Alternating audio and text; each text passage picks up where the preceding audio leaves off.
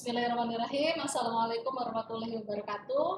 Halo anak-anak, bertemu kembali dengan Bu Farida pada mata pelajaran komunikasi bisnis. Apa kabar semuanya? Semoga selalu dalam lindungan Allah Subhanahu wa taala dan selalu dalam keadaan sehat walafiat. Sebelum kita memulai pembelajaran hari ini, mari kita awali pertemuan kali ini dengan berdoa terlebih dahulu. Berdoa mulai, berdoa selesai. Baiklah, bagaimana anak-anak hari ini?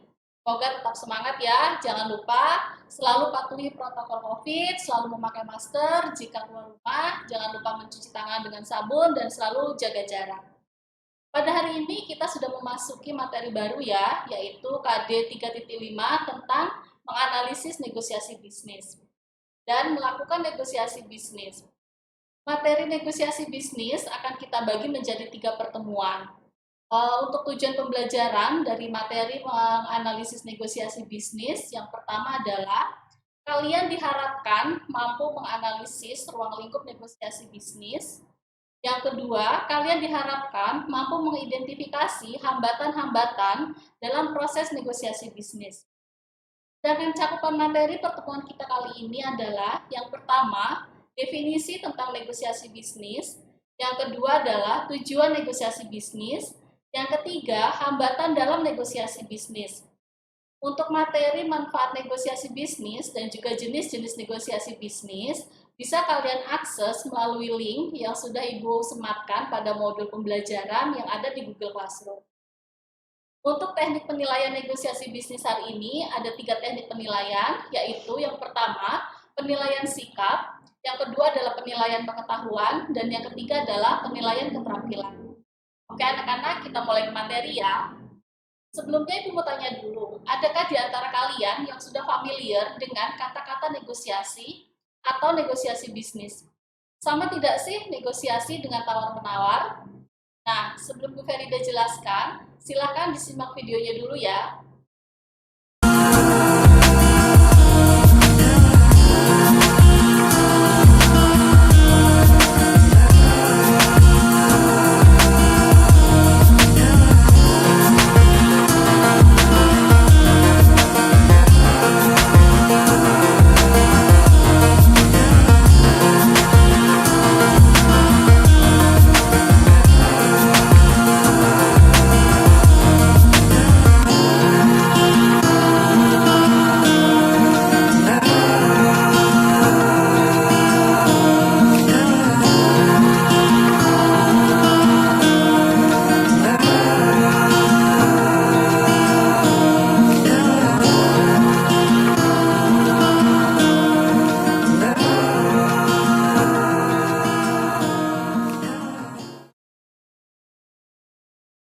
Oke, setelah kalian simak tayangan tadi, sudah ada gambaran kan ya tentang negosiasi? Sekarang Ibu akan coba jelaskan sedikit ya tentang negosiasi secara bahasa. Negosiasi secara bahasa berasal dari bahasa Inggris, to negotiate, yang artinya adalah merundingkan, membicarakan tentang suatu kondisi, atau bisa disebut juga dengan tawar-menawar. Negosiasi bisnis berarti suatu pertemuan yang dilakukan oleh 2 orang atau 2 perusahaan atau lebih untuk melaksanakan tawar-menawar dengan maksud mencapai kesepakatan. Yang selanjutnya, apa sih tujuan dari diadakannya negosiasi bisnis? Tujuan negosiasi ada 3. Yang pertama, kesepakatan kedua belah pihak. Yang kedua, memperoleh jalan keluar dari permasalahan yang dihadapi oleh para negosiator. Dan yang ketiga adalah mendapatkan win-win solution untuk kedua belah pihak. Selanjutnya, dalam setiap proses negosiasi akan selalu ada yang namanya hambatan-hambatan. Nah, apa saja hambatan yang mungkin muncul dalam negosiasi? Yang pertama adalah melihat negosiasi sebagai konfrontasi. Apa maksudnya? Maksudnya adalah saat proses negosiasi, kita tidak perlu melakukan konfrontasi atau pertentangan apabila ada hal-hal kecil yang memang menjadi kurang sepaham. Apabila kita melakukan konfrontasi, maka akan menghambat jalannya negosiasi. Yang kedua, mencoba menang dengan berbagai cara. Perlu diketahui bersama bahwa perspektif terbaik dari dilakukannya negosiasi adalah kemenangan untuk kedua belah pihak. karena kesepakatan yang dicapai harus menguntungkan masing-masing pihak. Jika ada salah satu pihak yang menginginkan kemenangan mutlak dengan cara menjatuhkan lawannya, maka itu bukan sebuah negosiasi. Yang ketiga adalah menjadi emosional. Apabila Anda menjadi emosional, maka akan terjadi hal-hal yang tidak diinginkan. Semakin Anda emosional, semakin Anda kurang membangun negosiasi yang konstruktif, sehingga akan menghambat keberhasilan negosiasi. Ayo, siapa yang emosian? Mulai sekarang dikurang-kurangin ya. Yang keempat, tidak mencoba memahami pihak lain. Dalam melakukan negosiasi, perlu memahami kebutuhan dan keinginan pihak lain, terutama lawan negosiasi kita. Jika kita tidak memahami kebutuhan dan keinginan pihak lain, maka solusi akan sulit untuk ditemukan. Hambatan yang terakhir adalah menyalahkan orang lain.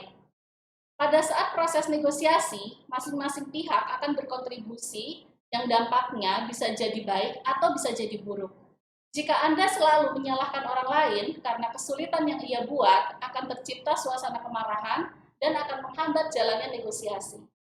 Sebaiknya, pihak-pihak yang bernegosiasi selalu bekerja sama dan tidak mudah untuk saling menyalahkan.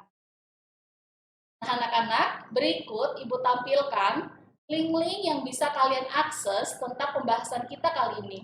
Jangan lupa untuk membuka modulnya ya, dan membaca modul yang sudah Ibu upload di Google Classroom. Setelah kalian menyimak pembahasan Ibu, selanjutnya Ibu akan membagi kalian menjadi 6 kelompok diskusi. Jadi, masing-masing kelompok berisi 5 peserta ya. Tugas kalian selanjutnya adalah melakukan diskusi tentang persiapan yang dilakukan sebelum negosiasi dimulai. Yang kedua adalah tujuan dilakukannya negosiasi. Yang ketiga, manfaat apa saja yang bisa diperoleh dari sebuah proses negosiasi. Dan yang terakhir adalah kalian diminta untuk merumuskan faktor-faktor yang menjadi penyebab keberhasilan maupun kegagalan dalam sebuah negosiasi bisnis. Jika diskusi sudah selesai, selanjutnya masing-masing kelompok menunjuk salah satu anggotanya untuk melakukan presentasi terkait hasil diskusi. Presentasi bisa dilakukan dengan cara membuat video dan dikirim atau di-share via WhatsApp. Baiklah anak-anak, selanjutnya, adakah di antara kalian yang sudah membuat kesimpulan dari materi hari ini? Ibu akan mencoba memberikan kesimpulannya ya. Jadi, dalam negosiasi, seorang negosiator harus selalu mempersiapkan dirinya sebaik mungkin. Dalam negosiasi juga, ada hal-hal yang harus kita hindari agar negosiasi dapat berjalan dengan baik dan kedua belah pihak mendapatkan kesepakatan bersama. Anak-anak, jangan lupa untuk mengerjakan soal individu yang ada di dalam LKPD yang sudah Ibu upload di Google Classroom ya. Untuk bahasan materi kita selanjutnya adalah kita akan membahas tentang strategi negosiasi. Strategi negosiasi akan kita bahas di pertemuan kedua. Oleh karenanya, mulai dari sekarang, Ananda semua sudah bisa membaca modulnya untuk persiapan pertemuan yang akan datang. Oke anak-anak, sebelum kita mengakhiri pertemuan kita, mari kita berdoa bersama-sama. Doa mulai. Berdoa selesai. Sekian yang bisa Ibu sampaikan. Tetap jaga kesehatan, patuhi protokol COVID. Sampai jumpa di pertemuan selanjutnya. Tetap semangat. Wassalamualaikum warahmatullahi wabarakatuh.